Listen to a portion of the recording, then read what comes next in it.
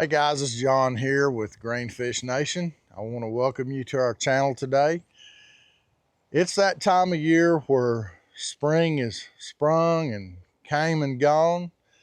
The bass have moved up and they've done their spawning, and now they're out trying to fatten themselves up on shad during the shad spawn. They're also up shallow around bluegill beds, and they're eating bluegill. And they're also in all the vegetation. As the days begin to heat up, looking for shade, they'll be eating frogs early and late. With that being said, guys, I'm gonna show you a couple of things that I do to get ready for the topwater frog bite.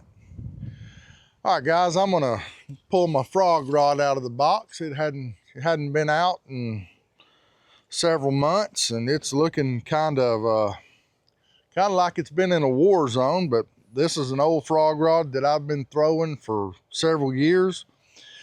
This is a medium heavy power 7'2" Lew's. Has a fast action tip, very stiff, can get those fish out of the cover very easy. You can notice here, my old braid is looking kind of rough. So I'm gonna show you guys a little hack that I do to kind of renew that braid without putting completely new braid on.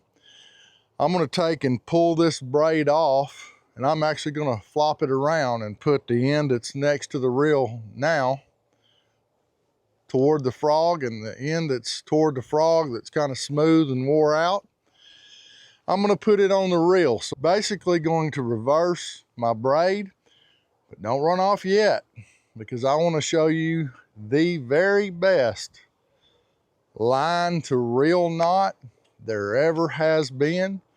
No need for tape, glue, backing, none of that. Braid to reel knot.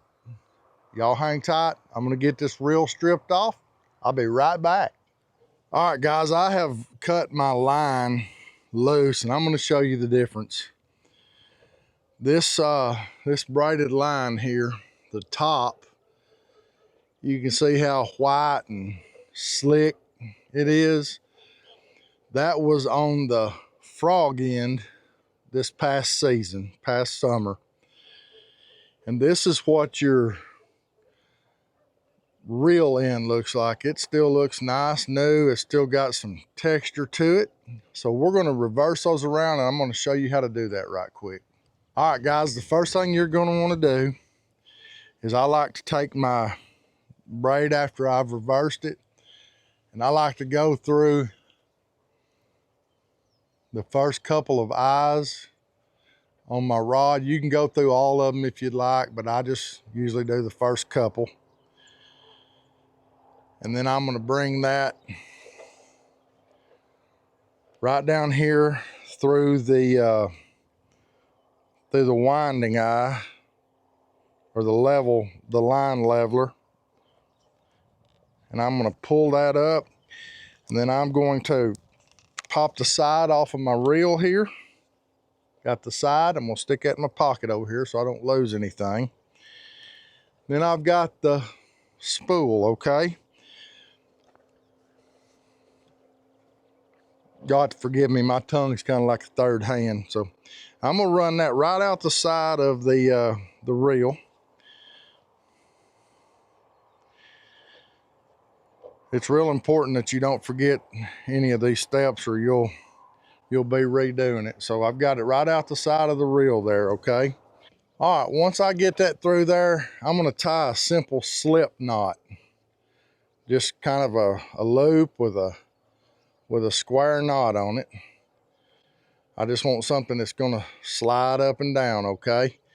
I've got my little loop there, and I'm gonna pull my spool out of my pocket, and I'm gonna pull this down.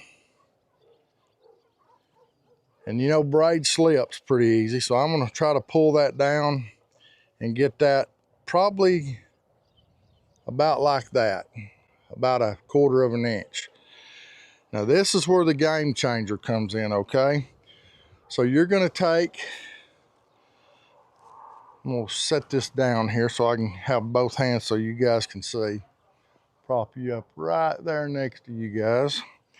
So you're gonna take your spool and you're gonna make a loop just like that. And you're gonna drop that right over the spool. There's one. You're gonna do that again.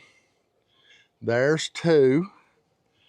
And then I like to go backwards and get that third one, just like that, okay? So you've got three, I guess you'd call them half hitches on your spool. It's kind of windy today, and y'all know how braid is in the wind. All right, so I'm gonna stick my reel back in there, my spool back in my reel. And you can pull on that hard as you want to, and it ain't gonna come out, it ain't gonna slip, it ain't gonna move, okay? So I'm gonna put my reel back together here. All right, got that together. I'm gonna hold a little tension on there. You can see it ain't slipping. So I like to hold a pretty good bit of tension on there. And this reel holds about 225 yards of 50-pound braid. All right, then I'm gonna show you the knot that I use on my frogs. I'll tell you what, I've caught a lot of bass on this rod right here on frogs, off of Caddo Lake especially. So you guys look and see now the color of my braid compared to what I started with. I just saved myself 25 bucks for a spool of braid. This way I get 2 seasons out of a spool. So I grabbed my frog. This is a 6-cent little popping toad. I love this frog. You guys can see I've got one of the legs trimmed about an inch, inch and a quarter shorter than the other to kind of make that thing walk from side to side. And I'm just going to tie an old Palomar knot. That's I think that's one of the greatest knots that you can have for frog fishing. It's real simple. You go through the eye, you come back through that eye, you're just going to tie you a big old square knot right there. You're going to drop your bait right down through that, and you're going to try to just pull that down. Now this is real important here. This is where a lot of people mess this Palomar knot up. You got to get all this stuff even, coming together at the same time. Just pull that dude tight, and that knot right there will catch you a lot of fish before you ever have to retie.